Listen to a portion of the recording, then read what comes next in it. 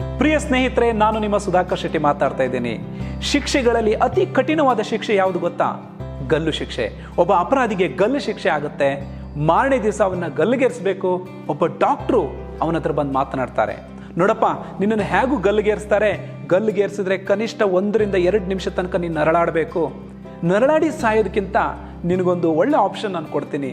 ಒಂದು ಕಾರ್ಕೋಟಕ ವಿಷಭರಿತ ಹಾವನಿಂದ ನಿನ್ನನ್ನು ಕಚ್ಚಿಸಿದ್ರೆ ನೀನು 3 ಸೆಕೆಂಡ್ನಲ್ಲಿ ಸತ್ತೋಗ್ಬಿಡ್ತೀಯ. ಆಪ್ಷನ್ ಇಸ್ ಯುವರ್ಸ್ ಅಂತ ಹೇಳ್ತಾನೆ ಆ ಡಾಕ್ಟರ್. ಅಪರಾಧಿ ಆಪ್ಷನ್ ನಂಬರ್ 2 ಚೂಸ್ ಮಾಡ್ತಾನೆ. ಗಲ್ಲು ಶಿಕ್ಷೆ ದಿನ ಬಂತು. ಆ ಡಾಕ್ಟರ್ ಒಂದು ಸರ್ಪವನ್ನು ಆ ಜೈಲಿಗೆ ತಂದಿರ್ತಾನೆ.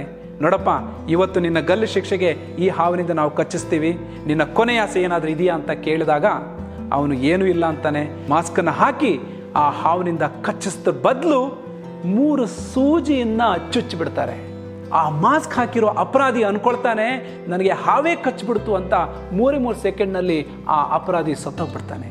ವಿಚಿತ್ರ ಅದಲ್ಲ ಗೆಳೆಯರೆ, ಪೋಸ್ಟ್ ಮಾರ್ಟಮ್ ರಿಪೋರ್ಟ್ ಮಾಡಿದಾಗ ಗೊತ್ತಾಯಿತು ಅವನ ಬಾಡಿಯಲ್ಲಿ ವಿಷ ಪದಾರ್ಥ ಕಂಡು ಬಂದಿತ್ತು. ಹೇಗೆ? ಹಾವಿನಿಂದ ಕಚ್ಚಿಲ್ಲ, 3 ಸೂಜಿಯನ್ನು ಚುಚ್ಚುತ್ತಿದ್ದಾಗೆ ಅವನ ಮೈಂಡು ಅವನ ಬಾಡಿಯಲ್ಲಿ ವಿಷ ಪದಾರ್ಥವನ್ನು ತಯಾರಿ ಮಾಡಿಬಿಡ್ತು. ಅದಕ್ಕೆ ಹೇಳ್ತಾರೆ, mind is factory of your thoughts. You decide whether it has to be positive or your negative thoughts. Mind can produce medicine, mind can produce poison. Option is hours.